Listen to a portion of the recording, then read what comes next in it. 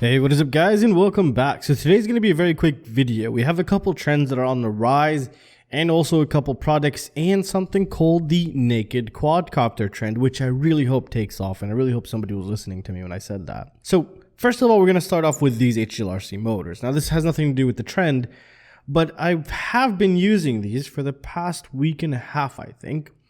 And the 2306.5 6S variant, which is a 1900 kV motor. And I haven't had a motor really stand out to me for quite some time. And the reason for that is this one just made me feel so in control. We could put the PIDs on the side, but in terms of proximity flying, where I usually fly, it's such a heavy quadcopter, which is the HGLRC Sector 5V3. But with these motors, the amount of control I had in the air just defied gravity. Now, they're not the most powerful, but they are powerful. But just that throttle curve or the torque curve where I don't know, I can't explain it. It doesn't do anything weird and it's smooth all over the throttle range, which gave me so much confidence that I haven't had in quite a while. But it also started to make sense to me. And the reason why is because recently I've been flying a lot of quadcopters back to back, so I could catch the best weather. And I'll be releasing freestyle videos soon on the channel as well. So I've just been getting my practice in, trying to do tricks, breaking the quadcopters and everything of that nature like anybody else would do.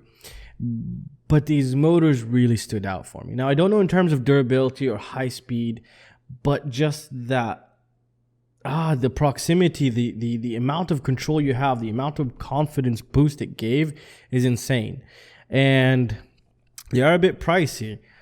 But just to feel that is just absolutely gorgeous. Now, talking about these also, I know many of you hate my Racer Star budget builds, but now it explains to me why I could fly those Racer Star motors sometimes better than a T motor or an iFlight motor.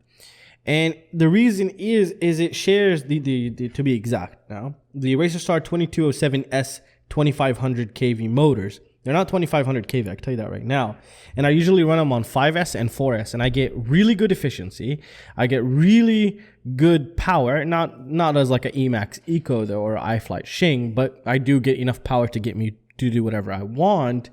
And the proximity flying control of just the overall torque throughout the throttle is so predictable, so nice, and so smooth. Now, they don't have the best bearings, they don't have the best quality, but they are so freaking cheap, but they share the same characteristics as this motor. Now again, this is opinion based and it depends on what kind of flying you do. Now if you're going to be chasing something very quickly, I don't recommend you take a Racer Star mode. Actually, you can, because you would get more flight time because they are really efficient actually. I can fly 4.5 minutes on a 5S sometimes with this, even if not more. Usually I end up crashing before I land on these Racer Star motors. But these also were efficient as well. I was getting on a 6S roughly around close to 4 minutes, if not more, but I did crash quite a lot.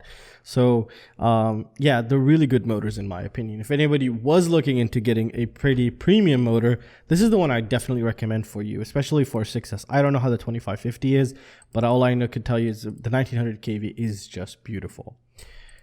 Now we're going to be talking about a new trend, which I've been actually thinking about quite some time, and I really want, if I had the time, I wanted to talk to a motor company and try to create my own motor. I didn't want to make the baddest, strongest, epicest motor ever. All I wanted to do was play around with these sizes, 2203, 2204, and play around with the kV to get this really optimal setup for efficiency. I really wanted efficiency and a bit of power at the low end for proximity flying, but at the same time give you as much flight time as possible. And I have these on the way, and I have not been excited to get a product in so long, and I'm very excited for these. I just am. I don't know if anybody else is excited with me also, and they're really good prices. Well, $14. That's really insane. It's like we're going back in time now. Have you guys noticed? And also the 7-inch trend is coming back up, and maybe the X class will probably hit the X class trend again if some new breakthrough comes in with the new pricings, hopefully. But yeah, we're starting to see things go backwards, and I actually really like that because it gives us more flexibility, because, you know, as companies follow along with the trend, we lose the benefits of a specific class or a specific size of motor or a specific kV. And now, you know, people are trying to do new things, and you know, spice things up a little. And I'm all for that. And I'm really excited for the 2204 and these size of motors, and even lower, smaller, I should say. So this is going to be very interesting. And I really hope Mamba really hits it on this, with this one, really makes a proper motor here. And again, everything is linked down below. This one, I just wanted to give you guys an update. I've had it for a year. I love it, and I highly recommend it. It's linked down below. If you're looking for one, grab it. It's an absolute lifesaver. Now, here we go. We have two trends in one. So here's these new 4-inch long-range quadcopters. Now, I've only flown one so far, which was the Flywheel. Now, the Flywheel flies like an old 6-inch back in the day, the ZMRs with the Racer Star 2205 motors, and you have your Racer Star ESCs, but just was back then, like the BL Heli S when it was first came out, when D-Shot first came out, and some ESCs could only run up to D-Shot 300 because of the filter capacitor. This is a long time ago. And so this is how my first impression of these, how they fly. I don't know how iFlight is going to fly, and I don't know how GETFPV is going to fly, because GETFPV is also releasing one. Now, as you can tell, it's really well priced here so far. Plug and play, 3000 kV, and you get different kVs with some other stuff as well. This is 180 bucks. So this is a new trend. Now, the second trend, which I really hope takes off into also other sizes, which is this, and I'm calling it the naked quadcopter trend. And what it is what I really wanted to see. Usually, when a manufacturer creates a product, or a quadcopter to be exact. For example, well, here's an example. GETFPV, they have their own motors from RC and Power. They cut their own frames, and they make their new ESCs and stuff, the OEM. So they have a really good price there for themselves, so because they make such a big quantity. Now, when a quadcopter is being made, usually the most expensive parts are the ones you have to outsource, like a receiver, also a camera, and video transmitter. And you don't want to go too cheap, because that could ruin your whole quadcopter. So you could ruin all your research and development because you went cheap on a video transmitter that kept breaking up and everybody hated it just because of that video transmitter that you did not create. So this trend, I really hope, takes off. It allows the manufacturer to profit, like for example, GETFPV, and at the same time keep the price as low as possible. This is really nice stuff. But right now it's still not to that extent, or not to that level, because the pre-built analog variant is only about 40 bucks difference or so. It's good. There's a huge difference there. It's really nice. And what's also really nice is, let's just say you have a completely ruined quadcopter, but your camera and your video transmitter are still working.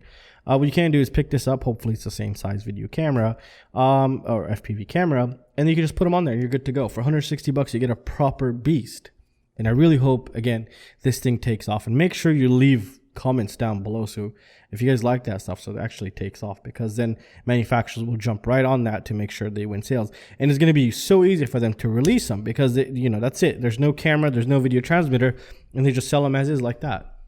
And I think it's going to be really good, especially times are hard right now. So to get anything at a really good, cheap price is going to be really great, especially a proper thing. Here is the analog variant of the same exact one. This is also the 4-inch long range trend here, but from GETFPV. Same one we just saw earlier, but this one has the FPV camera and also has a video transmitter. And again, you can see that there's quite a difference here. 191 to 160, around 30 bucks or so difference there. So it helps, but if you don't have this stuff, then you might as well get the complete one. But it's a nice option to have a naked quadcopter, I think, in my opinion. I personally love that. And I'm sure some other people would as well, because maybe for some reason, you're not going to be flying your 5 inches, but you could fly a sub 250 gram quadcopter, and you could just remove your camera, video transmitter, put them on that one, and go fly. Depending on your situation, everybody has different situations that they have to go through. So, but I really like seeing that. This is the BNF. So, and again, everything here is linked down below. Here's another trend. Again, 7-inch. We're going back up. Now, there's, the reason why I created that 7-inch was, again, I want to look for efficiency and at the same time have the best possible or the most acceptable maneuverability or acrobatic maneuverability. So it's pretty acrobatic, at the same time have the most amount of efficiency and also a high cruising speed. Not a super high cruising speed, but a pretty decently high cruising speed. Now here, iFlight's Shinemera 7 long range. So when you see LR, means we should theoretically see very long flight time. And I really hope they release an analog, because I hate DJI. And I'll make a separate video on DJI. I just hate it lately. It just makes me fly like absolute crap with no confidence. So the iFlight Titan here. $500, pretty expensive here. And again, I think they'll end up releasing an analog variant. Now, the 7-inch trend is really nice because you get really long flight time, and they usually fly pretty well, most of the time. Now, this one looks like a proper frame. I'm really excited for this one.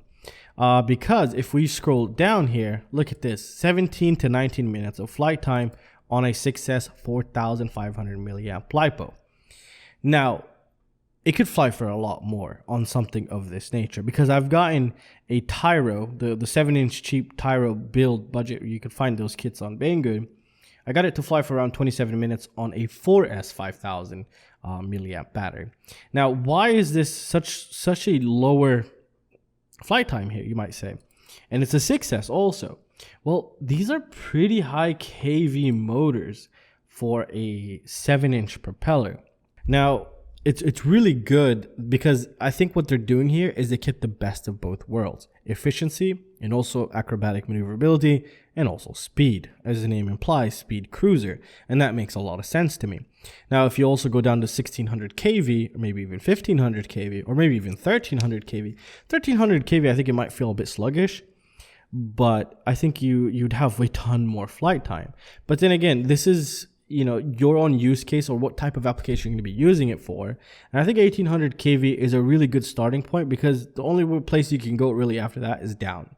So you could try to get another motor at 17, 16 if you're really looking for the longest flight time, best cruisability, and just an all-around something for your own application. So I really like seeing this new trend, the new 7-inch trend, even though we've had a couple 7-inch come out. But recently, I feel like they're getting them slightly better here. This thing is rocking 6mm arms to improve the overall sturdiness or stiffness of the quadcopter's frame. That's something you kind of want here. And you get plenty of space in the back, hopefully. Actually, doesn't seem like it's that much space, because we could kind of see the stack, and then we kind of see the DJI right there. But it should fit a, as they say, 4500 milliamp 6S. Now we're just going to have to wait for the battery manufacturers to start making that as a normal size. Nazgul V2, just wanted to share this one, $200. And I do also have a special coupon down below, which I got from Banggood, and I made sure it works on more than one product in your cart, especially when it's RC related. So check it, try it out on your next purchase. If it doesn't work, go off on me so I can go off on them, and then hopefully get you a proper coupon, because I am sick of the coupons they give me that sometimes they don't work, and it's really annoying me and making me look like a fucking idiot, basically, and I don't want that. So yeah, check that coupon, try it out. Hopefully it works, and it better work actually. And yeah, just want to pass along the savings, guys. And again, everything's linked down below. Come join my Patreon. Check the links down below. I have a ton of things there. You can see my social media for FPV pilots. You could, if you have any issues with FPV related, I have an application on iOS and Android. There's so many things you could benefit from down the links below. Check them out, and I really hope you guys enjoy them. And I'll see you guys in the next one. Peace.